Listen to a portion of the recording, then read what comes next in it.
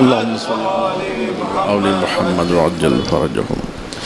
اعوذ باللہ من الشیطان الرجیم. بسم اللہ الرحمن الرحیم.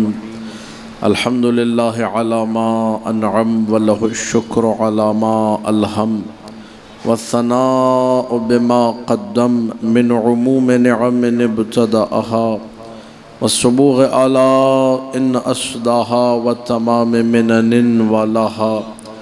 جمع عن الإحصاء عددها ونأى عن الجزاء أمدها وتفاوت عن الإدراك أبدها وندبهم لاستزادتها بالشكر لاتصالها واستحمد إلى الخلائق بإجزالها وثنى بالندب إلى أمثالها. ثم الصلاة والسلام على سيدنا ومولانا أبي القاسم محمد. اللهم صل على محمد وآل محمد وآله الطيبين الطاهرين المعصومين المظلومين المنتجبين الأخيار واللعنة الدائمة على أعدائهم الأشرار. أما بعد فقال الله تبارك وتعالى في كتابه المبين. بسم الله الرحمن الرحيم. الذين إذا أصابتهم مصيبة قالوا إنا لله وإنا إليه راجعون. آواز بلند صلوات پڑھ دیں. اللهم صل على محمد وآل محمد. عزیزان محترم، مجلس چہلم ہے، ایصال ثواب کی مجلس ہے.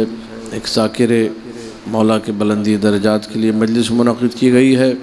دعا ہے خداوند متعال سے کہ مرحوم کے درجات میں بلندی ہو، بحق محمد و آل محمد ان کو مغفرت نصیب ہو، اور عاقبت جتنی اچھی ممکن ہے اہل بیت کے صدقے میں ان کو عطا ہو.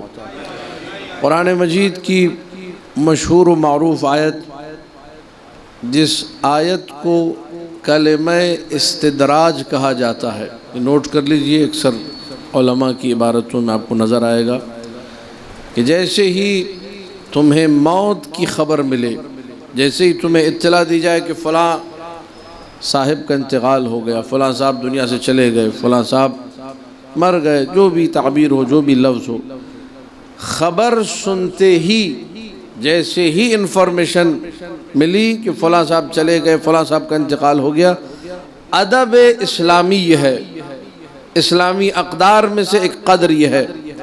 اسلام نے مؤدب کیا ہے مجھے اور آپ کو، کہ ادب کا تقاضا یہ ہے جیسے ہی تمہیں بتایا جائے کہ جی سید علی حیدر زیدی کا مسئلہ انتقال ہو گیا، ادھر آپ نے خبر سنی، فوراً پہلا جملہ جو لبوں پر آنا چاہیے وہ ہے انا للہ و انا الیہ راجعون.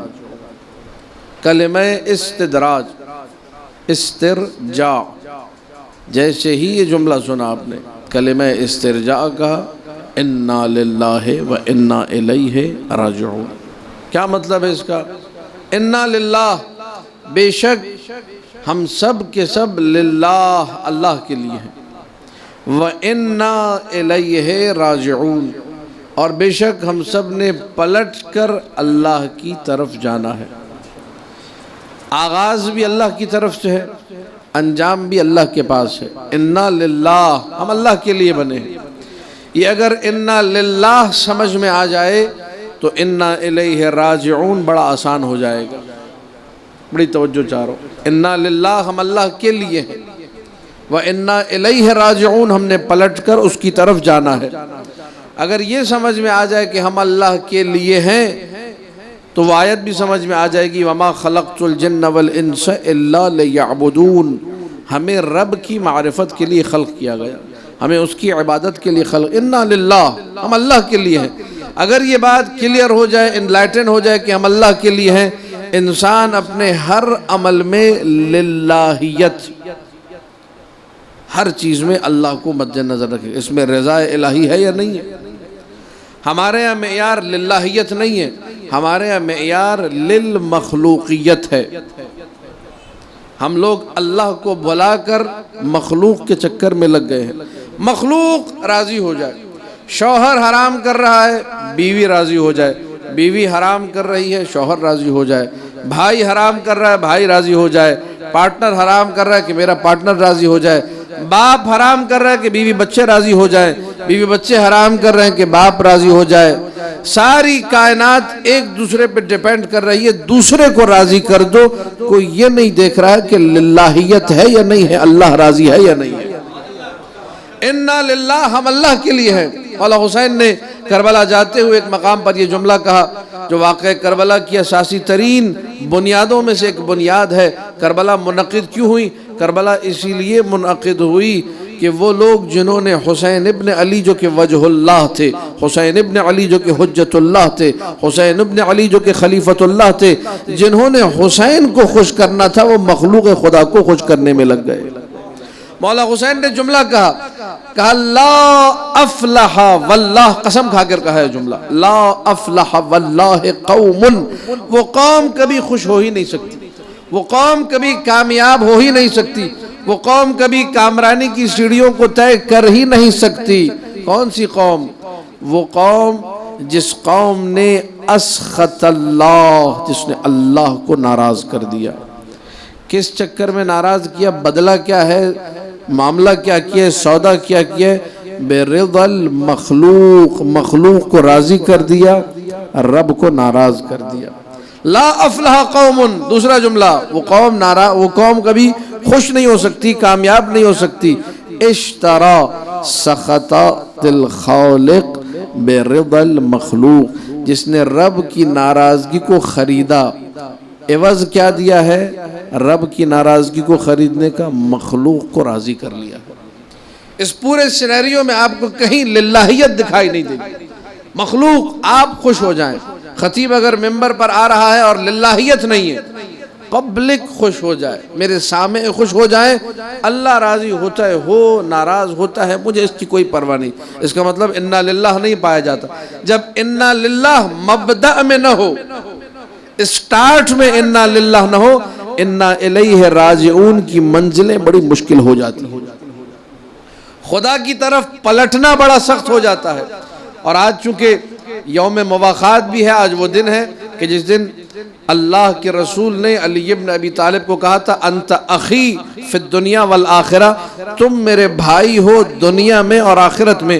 آپ بہتر جانتے کہ اہل سنت نے حدیث گھڑی ہے، یہ موضوعات میں سے اس کو میں ثابت بھی کر سکتا ہوں لیکن ابھی دامن وقت میں گنجائش نہیں، کہ لو اتخذت خلیلا لاتخذت ابا بکر خلیلا۔ اہل سنت کی کتابوں میں موجود ہے کہ اللہ کے رسول نے فرمایا اب روزہ ہے، اور اسی لیے میں نے کہہ دیا موضوع، کیونکہ رسول کی طرف اگر کسی جھوٹی بات کی نسبت دی جائے حالت روزے میں تو روزہ باطل ہو جاتا ہے، اسی لیے میں نے پہلے ہی بتا دیا یہ حدیث صحیح نہیں ہے، اہل سنت کی کتب میں موجود ہے۔ اگر میں کسی کو دوست بناتا، توجہ، حدیث اہل سنت کی معتبر ترین کتابوں میں موجود ہے، اگر میں کسی کو دوست بناتا تو میں اپنا دوست ابو بکر کو بناتا، خلیفہ اول کو، ان کی کتابوں میں موجود ہے۔ اس حدیث میں توجہ چاہ رہا ہوں، توجہ کیجئے گا، ان کی کتاب میں لکھی ہوئی، اس حدیث میں کہیں یہ نہیں کہ رسول نے دوست بنایا۔ رسول نے کہا اگر، ان کی کہی ہوئی بات ہے، اگر میں بناتا تو ان کو بناتا، یہ نہیں کہا کہ میں نے بنا لیا۔ لیکن علی کے بارے میں آج کے دن شیعہ سنی سب نے لکھا ہے، کہا انت اخی فی الدنیا والآخرہ، بھائی بنا لیا، اور یہاں نہیں بنایا۔ اہل سنت کی کتابوں میں مسند احمد ابن حنبل میں موجود ہے، صحاح ستہ میں روایت مل جائے گی کہ جنت کے دروازے پہ لکھا ہوا ہے علی عبد اللہ و اخو رسول اللہ ولم یخلق السماوات والارضون بألف عام قبل ذلك کتب هذا على باب الجنہ۔ آسمانوں اور زمینوں کو خلق نہیں کیا گیا تھا، جنت کے دروازے پر لکھا ہوا تھا اگر کوئی اللہ کا بندہ ہے تو وہ علی ہے، اور محمد رسول اللہ کا کوئی بھائی ہے تو وہ علی ہے۔ نہ آسمان خلق ہوئے تھے نہ زمین خلق ہوئے تھے، 2000 سال پہلے اس بھائی ہونے کا اعلان رب نے اپنی جنت کے دروازے پر کر دیا تھا۔ اللہم صلی علی محمد و آل محمد۔ اسی اخوت کو مد نظر رکھتے ہوئے میں موضوع سے نہیں ہٹ رہا ہوں، آپ کہیں گے یہ ایک دم کہاں سوئچ کر گئے مولانا صاحب، ابھی تو انا للہ چل رہا تھا، یہ کہاں سے آ گیا بیچ میں؟ میں نے صرف مناسبت ذکر کی ہے کہ آج یہ دن ہے، تو اسی مناسبت سے یہ بھی سماعت فرما لیجئے، انا للہ و انا الیہ راجعون۔ میرے بزرگ جانتے ہیں، میں صرف اپنے نوجوان دوست جو یہاں بیٹھے ہیں ان کے لیے پڑھ رہا ہوں یہ جملے، انشاءاللہ بزرگوں کے علم ہے۔ یہ کلمہ انا للہ و انا الیہ راجعون تاریخ میں سب سے پہلے، پوری توجہ چاہ رہا ہوں، قرآن میں آیت بن کر آنے سے بھی پہلے، سب سے پہلے کس نے کہا؟ تفسیر قمی میں موجود ہے، تفسیر البرہان میں موجود ہے، تفسیر نور الثقلین میں موجود ہے، کئی حوالے دے رہا ہوں، ان ساری تفسیروں کے ترجمے بازار میں اویلیبل ہیں، اردو ترجمہ آپ جا کر دیکھ سکتے ہیں کہ جب حضرت حمزہ سید و شہداء احد کے شہداء کے جو سردار تھے، جب ان کی شہادت کی خبر ملی مولا کائنات علی ابن ابی طالب کو، تو جیسے ہی اطلاع دی گئی کہ آپ کے چچا حمزہ کو شہید کر دیا گیا، فوراً میرے مولا کے لبوں پہ آیا، مولا کائنات کے لبوں پہ آیا، علی ابن ابی طالب کے لبوں پر آیا، انا للہ و انا الیہ راجعون۔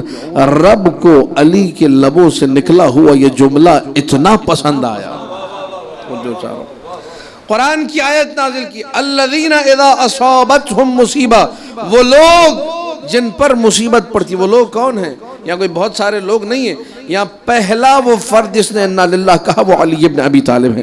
جب ان پر مصیبت پڑتی ہے قالو، وہ یہ کہتے ہیں انا للہ و انا الیہ راجعون، کلمہ استرجاع، ہم اللہ کے لیے ہیں اور اللہ کی طرف ہم نے پلٹ کر جانا ہے۔ پوری زندگی علی ابن ابی طالب سلام اللہ علیہ کی اٹھا کر دیکھیے، اسی کلمے پر منطبق ہے، فٹ ہے، بالکل زندگی گزر رہی ہے انا للہیت میں، اور جب خدا کی طرف پلٹ کر گئے، وہ آپ لوگ ماجرا پورا سنیں گے۔ شبائے شہادت میں فزتو برب الکعبہ کی صدا بتا رہی ہے کہ انا للہ و انا الیہ راجعون علی کے لیے کتنا خوشگین ہے، کتنا اچھا لگا علی کو، فزتو کی تعبیر استعمال کی۔ تو انا للہ بھی کمال ہے، انا الیہ راجعون بھی کمال ہے، ابتدا بھی کمال ہے، انتہا بھی کمال ہے۔ اب ہمارے یہاں کیا ہوتا ہے، یہ تھوڑا سے تلخ جملے بھی سماعت فرما لی، ہمارے یہاں جیسے ہی اطلاع ملتی ہے، ادب اسلامی یہ ہے کہ کہو انا للہ و انا الیہ راجعون، میں اور آپ مسلمان ہیں، ہم اگر اس ادب کا خیال نہیں رکھیں گے تو کون رکھے گا؟ ہمارے یہاں یہ ہوتا ہے جیسے اطلاع ملی انتقال ہو گیا تو سب کچھ بھول، او ہو کیسے انتقال ہوا، کرونا میں ہوا یا غیر کرونا میں ہوا، مرض پوچھتے ہیں، اس کے بعد 2-3 جملے کہتے ہیں افسوس کہ بڑا افسوس ہوا، اور اس کے بعد فی امان اللہ۔ کہیں انا للہ و انا الیہ راجعون نظر، یہ یعنی وہ ادب ہے میں سمجھتا ہوں جو بڑے بوڑھوں تک رہ گیا، ان کو تو سنا ہے ہم نے کہتے ہوئے، ہمارے نوجوان دوست بالکل اس کلمے سے غافل ہو گئے، جبکہ یہ کلمہ کتنا حسین ہے جو مولا کائنات کے لبوں پر پہلے آیا، رب نے قرآن کی آیت بعد میں بنایا۔ رب کا آیت بنانا یہ بتا رہا ہے کہ رب کو یہ جملہ پسند آیا ہے، علی کی پسند بھی ہو، رب کی پسند بھی ہو، اور مومنوں سے چھوڑ دے، یہ نہیں ہونا چاہیے۔ اللہ کی پسند بھی ہے، علی کی پسند بھی ہے۔ کون سا کلمہ، کتنا آسان، کتنا خوبصورت، کتنا حسین کلمہ، انا للہ، بے شک ہم سب اللہ کے لیے ہیں، وَإِنَّا، اور بے شک ہم سب الیہ راجعون، پلٹ کر بھی اسی کے پاس جائیں گے۔ جانا کہیں اور نہیں ہے، جانا وہی ہے، کوئی اور کسی کی منزل نہیں، منزل معین ہے، سب نے اسی کی بارگاہ میں جانا ہے۔ یعنی کیا مطلب؟ یعنی ہر ایک نے مرنا ہے۔ انا للہ، ہم ابھی جی رہے ہیں اللہ کے لیے، ہم اپنی ذمہ داریاں پوری کر رہے ہیں اللہ کے لیے، ہم معاشرتی امور میں آگے بڑھ رہے ہیں اللہ کے لیے، ہم اپنی ذمہ داریوں کو خوش اسلوبی سے انجام دیں گے اللہ کے لیے۔ وَإِنَّا إِلَيْهِ راجعون، جس طرح آج خبر ملی ہے ایک مومن دوست کی، اسی طرح ایک دن ہماری خبر بھی دوسروں کو دی جا رہی ہے، ہم نے بھی پلٹ کر جانا۔ کوئی مرد مومن یہ سوچنے کو تیار نہیں، مجھے اطلاع دی گئی کہ جی انتقال ہو گیا فلاں صاحب کا، نوی روٹین کے جملے، افسوس کے جملے، افسوس ہوا، خدا حافظ، فی امان اللہ۔ ایک لمحے کو یہ نہ سوچا کہ میں نے بھی تو مرنا ہے، میں نے اپنی قبر کی کیا تیاری کی ہے۔ ہم سب معذرت کے ساتھ، میں بھی آپ بھی، سب برابر ہیں اس میں، جوان ہو یا بوڑھے ہوں برابر ہیں اس میں، اب سب برابر ہیں۔ یعنی 80 سال کے بوڑھے کو لے لیجئے اور 20 سال کے جوان کو لے لیجئے، اس بات میں آپ کو برابر نظر آئیں گے، یکسر A to Z، one and all، سب موت سے غافل ہے۔ یعنی 80 سال کا جو بوڑھا ہے، اس کی خواہشات جب میں نے سنی، کہ میں کوئی مفروضہ بیان نہیں کر رہا ہوں، حقیقت بیان کر رہا ہوں، بات چیت کر رہا ہوں، اس کی بھی خواہشات وہی 20 سال والے جوانی کی ماننی، وہ بھی پلاٹنگ کا سوچ رہا ہے، وہ بھی گھر لینے کی باتیں کر رہا ہے، جس کو قبر کے بارے میں سوچنا چاہیے وہ بھی بلڈنگ بنانے کا سوچ رہا ہے۔ عمر کتنی 80 سال 50-60 سال میں تو لوگ جا رہے ہیں، لیکن ابھی بھی جو ہے مزاج وہی ہے، انسان موت کے لیے تیار۔ اسی لیے حدیث ہے، اور یہ سماعت فرمائیے، روزے میں حدیثیں پڑھنا بڑا مشکل کام ہے، لیکن میں حوالہ عرض کر دوں، سفینۃ البحار شیخ عباس قمی، امام جعفر الصادق علیہ الصلاۃ والسلام، اللہم صلی علی محمد و آل محمد۔ ارشاد معصوم، توجہ چاہوں گا، موت کی مجلس ہے، یہ پیغامات سمیٹتے جائیے۔ مولا فرماتے من یأمل ان یعیش غدا یأمل ان یعیش ابدا، جو کل جینا چاہتا ہے، کل، ٹمارو، کل، آنے والا کل، آج اتوار ہے تو کل پیر، پیر کو جو جینا چاہ رہا ہے کہ میں پیر کو جیوں گا، اچھا ہم میں سے کوئی بھی ایسا نہیں کہ جو نہ جینا چاہے، اگر کوئی ہے تو وہ جھوٹ بول رہا ہے، اگر کوئی ایسا کہ نہیں میرا جینے کی تمنا نہیں ہے، سب زیادہ اس میں ہم لوگ آگے خطبہ، ہمارے ماشاءاللہ سال سال کی ڈائریاں نوٹ ہوتی ہیں کہ اگلے سال مجلس میں یہ پڑھنا ہے، فلاں جگہ مثال کے طور فلاں جگہ مجلس پڑھنی ہے، 2-2 سال کے ہمارے محرم بک ہوتے ہیں۔ جس بندے کے 2 سال کے محرم بک ہوں بینی و بین اللہ، آپ بتائیے وہ یہ کہہ سکتا ہے میں کل نہیں جینا چاہتا؟ ہے کوئی ایسا؟ یہ آگئے نوح خان کمیل چاو صاحب، ان سے پوچھئے آپ کب کی ڈائری میں نوحے لکھیں گے وہاں پڑھنا ہے؟ اب یہ اگر کہیں کہ میں کل نہیں جینا چاہتا، آپ مانیں گے؟ میں کہوں اسد علی شاکری میں کل نہیں جینا چاہتا، سب سے بڑا جھوٹا میں ہی کہلاؤں گا، میں تو 2 سال کی محرم کی مجلسیں لی ہوئی ہیں، کیسے کہہ رہا ہوں میں کل نہیں جینا چاہتا؟ مولا کا جملہ، معصوم کا جملہ، من یأمل، عمل، عمل کہتے ہیں آرزو کو، حمزہ سے عمل، ایک تو عین سے عمل ہے، وہ معنی آپ جانتے ہیں اس کا کام، ایک ہے عمل حمزہ سے، الف میم لام، عمل، لڑکیوں کا نام بھی رکھا جاتا ہے عمل، عمل یعنی آرزو، عمل یعنی ہوپ، عمل یعنی امید۔ من یأمل، جس کی امید یہ ہے، آرزو یہ ہے، ان یعیش، عیش سے جو جیے، غدن ٹمارو، کل جیے، یأمل ان یعیش ابدا، اس کی آرزو یہ ہے کہ ہمیشہ جیے، یہ مرنا ہی نہیں چاہتا۔ یعنی معصوم کے فرمان کے مطابق ہم میں سے کوئی بھی مرنا، کیوں مرنا نہیں چاہتے؟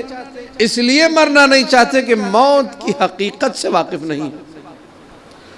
جو موت کی حقیقت سے واقف ہے وہ کبھی بھی کل بھی جینے کی تمنا، وہ کہے گا انا للہ و انا الیہ راجعون، اس کا ہر پل یہ جملہ ہے، انا للہ، ابھی زندہ ہوں، پڑھ رہا ہوں اللہ کے لیے، ابھی موت آ جائے انا الیہ راجعون، فی امان اللہ، معاملات نمٹ گئے، اس دنیا کے شفٹ ہو گئے دوسری دنیا کی طرف۔ لیکن چونکہ بس یہ میں تقریر کو خلاصہ کر کے بات کو ختم کروں، چند جملے مصائب کے بھی عرض کرنے، یہ آخری پیغام، بات مکمل ہو جائے گی، کیونکہ حقیقت موت سے ناواقف ہے، ہر ایک موت کو سمجھتا ہے ختم ہو جانا، فنش، کہانی ختم، پیسہ ہضم، ایکسپائر، ڈیتھ، اینڈ، یہ الفاظ، یہ ورڈنگ بتا رہی ہے کہ لوگ موت کی حقیقت سے واقف، فنا ہو جائیں گے۔ فنا کا مطلب کیا ہے؟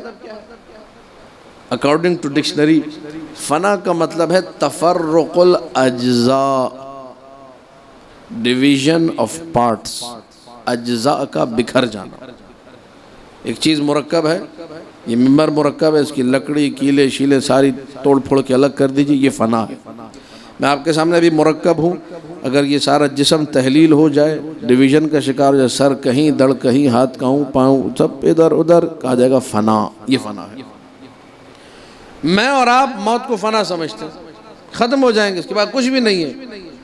عقیدہ معاد ہمارے اوپر یہ امبوز کرتا ہے بار بار، اصول دین کا جو آخری پورشن ہے معاد، جس کو ہم لوگوں نے بالکل اپنی زندگی سے نکال دیا ہے، وہ معاد ہمیں یہ بتاتا ہے یہ تو ایک چھوٹا سا تمہارا رنوے ہے، ایک پلیٹ فارم ہے، تم نے آگے جانا ہے، یہ تو تمہیدی ایک دورانی ہے تمہارے لیے، اصل زندگی وہاں کی ہے۔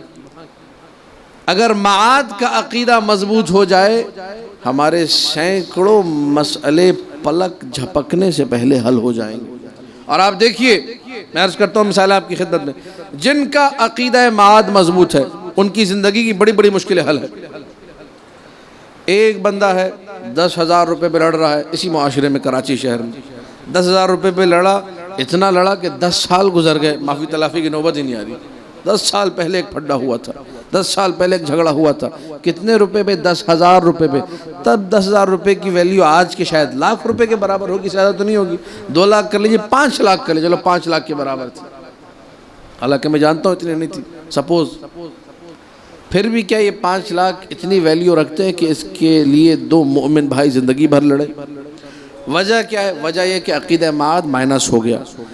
معاد کا عقیدہ ہمیں یہ سمجھاتا ہے کہ دیکھو اگر تمہارے ساتھ ناانصافی بھی ہوئی، کچھ غلط بھی ہوا، اور یہ معاد کا عقیدہ اتنا اسٹرانگ کر دیتا ہے انسان کو اسپریچولی عجیب و غریب طریقے سے، اگر تمہارے ساتھ یہ 5 لاکھ کا نقصان ہوا سپوز،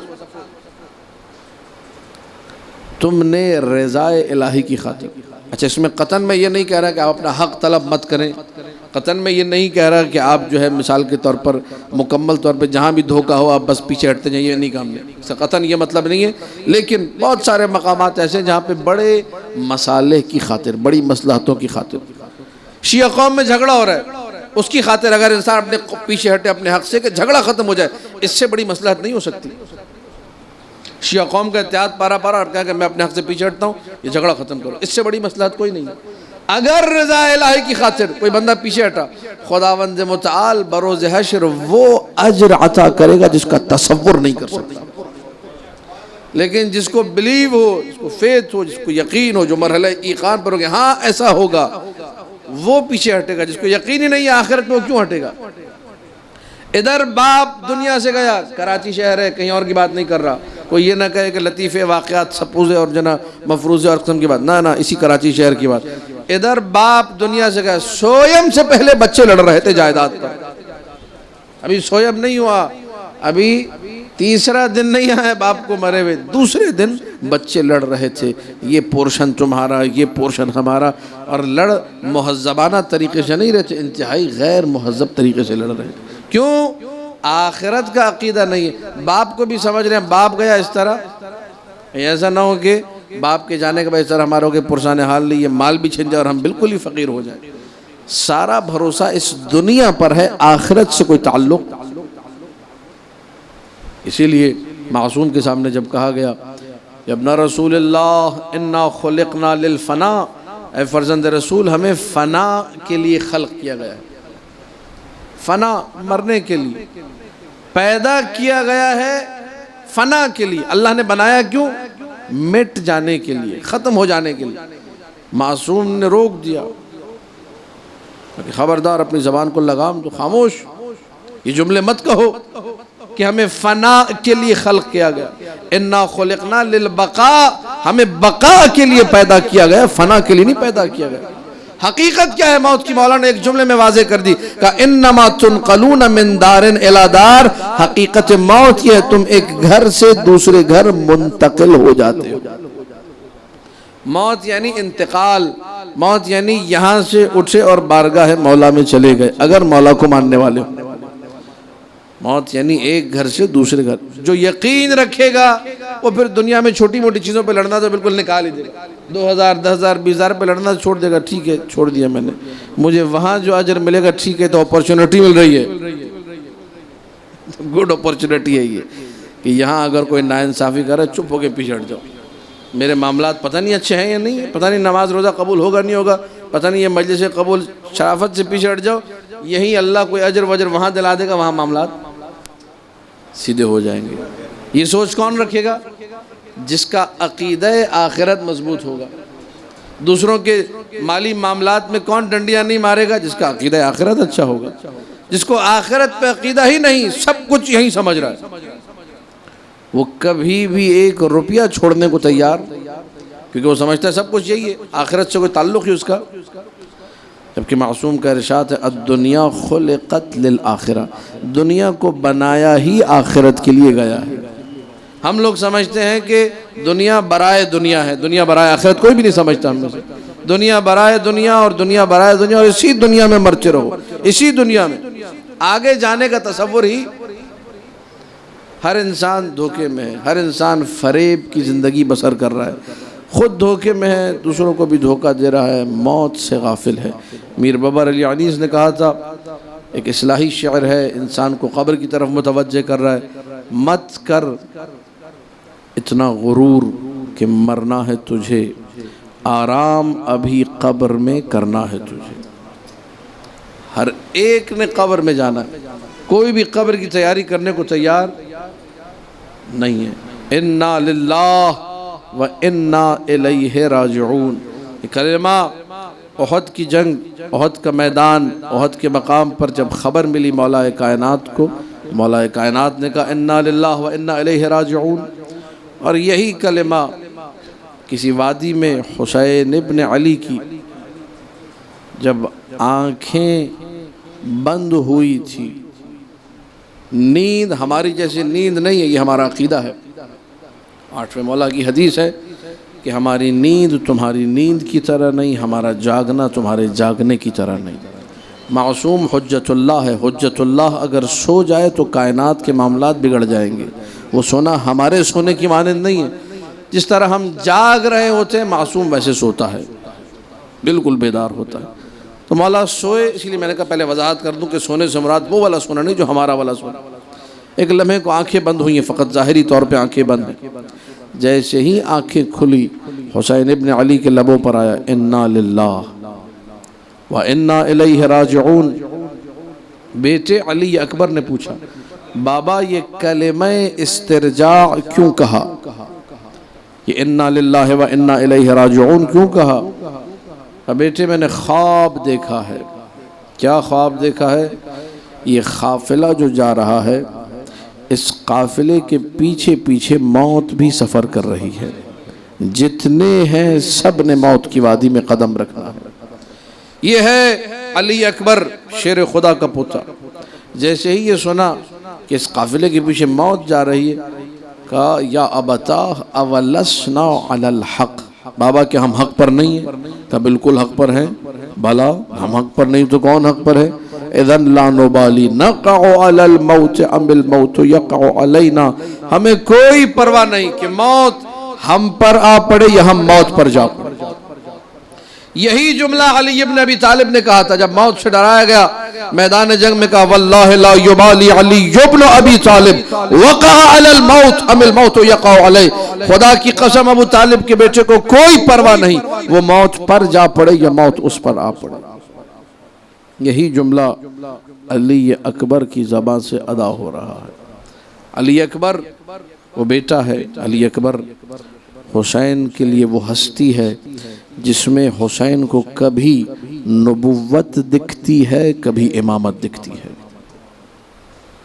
شبیہ رسول ہے، سب کے علم ہے، سب نے سنا ہے. لیکن جتنے شبیہ رسول ہیں اتنے شبیہ حیدر کرار بھی ہیں. جملے اگر لب و لہجہ رسول کا ہے تو جملے بولتے ہیں علی والے. اگر لب و لہجہ رسول کا ہے، گفتار باتیں جملے علی ابن ابی طالب کے. خود مولا نے بہت سارے وہ جملے جو مولا متقیان کے بارے میں تھے وہ علی اکبر کے بارے میں آئے. ان میں سے ایک جملہ جب خیموں سے وداع نہیں ہو پا رہا تھا، اجازت نہیں مل رہی تھی، ایک جملہ مولا حسین نے کہا کہ دعنہو، دعنہو بیویوں کو خطاب کر گیا، دعنہو اسے جانے دو، انہو ممسوس فی ذات اللہ، یہ ذات خدا میں فنا ہو چکا ہے. یہی جملہ رسول اللہ نے علی ابن ابی طالب کے بارے میں کہا تھا. علی ممسوس فی ذات اللہ، علی نے اپنی ساری زندگی خدا کے لیے وقف کر دی ہے، ذات خدا میں فنا.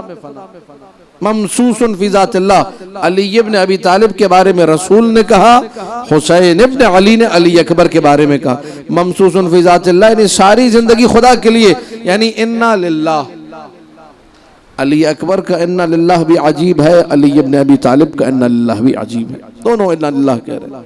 لیکن حسین ابن علی جس علی اکبر کو اپنے ساتھ لے کر جا رہے ہیں کربلا، مسلسل خدمت حسین ابن علی ہو رہی ہے. مسلسل اصحاب و انصار اور ان کے درمیان ایک رابطے کی کیفیت علی اکبر انجام دے رہے ہیں، بابا کے محضر میں موجود ہیں. باری آئی جنگ و جدال کی. حسین ابن علی نے کہا ہماری طرف سے لڑائی سب بہتر جانتے ہیں نہیں ہوگی. ایک رات مہلت لی عبادت، مجھے قرآن کی تلاوت پسند، ماہ رمضان ربیع القرآن ہے، جتنا ہو سکتا ہے اگر حسینی عزادار ہیں قرآن کی تلاوت کیجئے۔ حسین ابن علی کو قرآن پسند ہے، مجھے لا الہ الا اللہ کہنا پسند ہے۔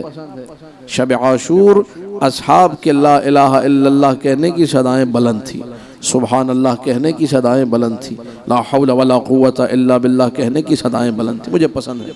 ایک رات عبادت کی، عاشور کا دن آیا، اصحاب گئے، انصار گئے، اعوان گئے، اب آ کر بنو ہاشم کے پہلے شہید حسین ابن علی کے لخت جگر علی اکبر، جس کا نام علی رکھا اپنے باپ علی کی محبت میں، اور یہ جملہ کہا خدا نے اگر مجھے 100 بیٹے دیے اپنے ہر بیٹے کا نام علی رکھوں گا۔ کتنی محبت سے علی نام رکھا ہے۔ آج وہی علی آ کر کہہ رہا ہے بابا مجھے میدان میں جانے کی اجازت دیجیے۔ بیٹا منہ سے کہہ رہا ہے بابا مجھے اجازت دیجیے۔ حسین نے روزہ ہے، میں لفاظی نہیں کر سکتا، میں فقط وہ پڑھوں گا جو مقتل میں لکھا ہوا ہے۔ حسین ابن علی نے منہ سے کچھ نہیں کہا۔ خطبہ پڑھتے ہیں نا کہ بیٹا اگر تیرا بھی کوئی تجھ جیسا بیٹا ہوتا، یہ مقتل میں نہیں ہے، مولا حسین نے کہا بھی نہیں، لیکن یہ منظر سے نکلتا ہے، اس کو زبان حال کہتے ہیں، اسی لیے میں وہ منظر پیش کرتا ہوں جو مقتل میں لکھا ہوا ہے، تاکہ نسبت بھی نہ ہو اور یہ آپ کی معلومات میں اضافہ بھی ہو جائے۔ جیسے ہی آ کر علی اکبر نے کہا بابا میدان جنگ میں جانا اجازت چاہیے۔ مقتل کا جملہ یہ ہے فَنَظَرَ مِنْ رَأْسِهِ إِلَىٰ قَدَمِهِ، حسین نے اکبر کو سر سے پیروں تلک دیکھا، سر سے قدموں تلک دیکھا، اکبر کا سراپا دیکھا، اور جب سراپا دیکھا ارخا رأسہ، اپنے سر کو جھکا لیا، وبکا بکا ونعا لیا، بلک بلک کر حسین نے رونا شروع کر دیا۔ اس منظر سے خطبہ نے یہ جملہ نکالا، شاید حسین یہ کہنا چاہ رہے ہو کہ اکبر تیرا تجھ جیسا اگر کوئی جوان بیٹا ہوتا تجھے پتا چلتا بوڑھے باپ کے دل پہ کیا گزرتی ہے۔ ارخا رأسہ، اپنے سر کو جھکا لیا۔ بیٹا اجازت مانگ رہا ہے بابا اجازت دیجئے، حسین نے سر کو جھکا لیا، زور زور سے رونے لگے۔ جاؤ خیموں سے جا کے اجازت لو۔ علی اکبر خیموں میں آئے، مقاتل کے جملے ارباب مقاتل نے لکھا، کئی مرتبہ، کسی نے 17 مرتبہ لکھا، کسی نے 18 مرتبہ لکھا، کسی نے کئی مرتبہ لکھا۔ خیمے کا پردہ اٹھتا تھا پھر گرتا تھا، آواز بیویوں کی آ رہی تھی، اکبر ارحم غربتنا، اکبر ہماری غربت پر رحم کھاؤ، اکبر ہمیں تنہا کر کے مت جاؤ۔ حسین ابن علی نے آ کر کہا دعنہو، اسے جانے دو، مقتل دیکھ کے پڑھ رہا ہوں، فَإِنَّهُ مَمْسُوسٌ فِي ذَاتِ اللَّهِ، اس نے اپنے آپ کو خدا کے لیے وقف کر دیا ہے۔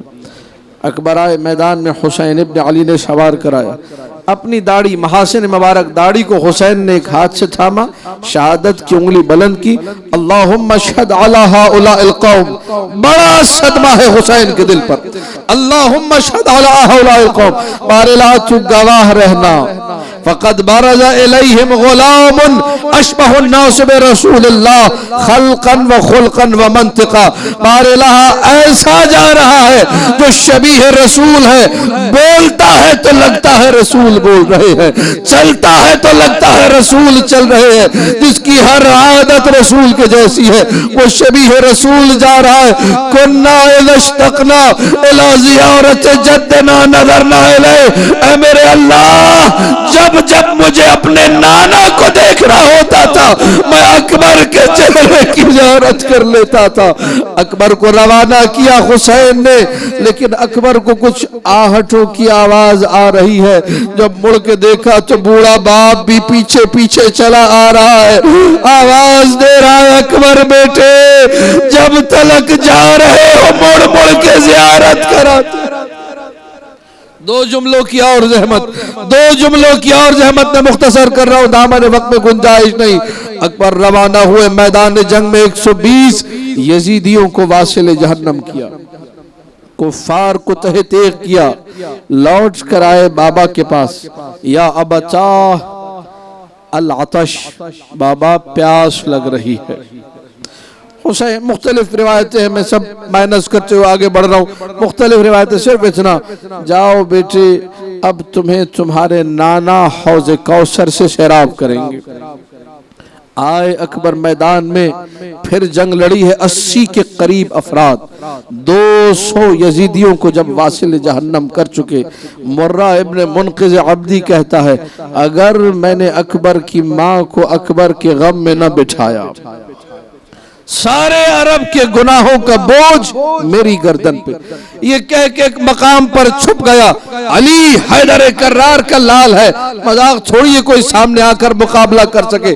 جب چاروں طرف سے حملے ہو رہے تھے، ایسے میں مرہ نے سر پہ وار کیا، جدھر علی ابن ابی طالب کا جس مقام سے سر شق ہوا محراب میں، اسی مقام پر علی اکبر کی ضربت لگی، ادھر سر شق ہوا ہے، خون پیشانی سے بہنے لگا۔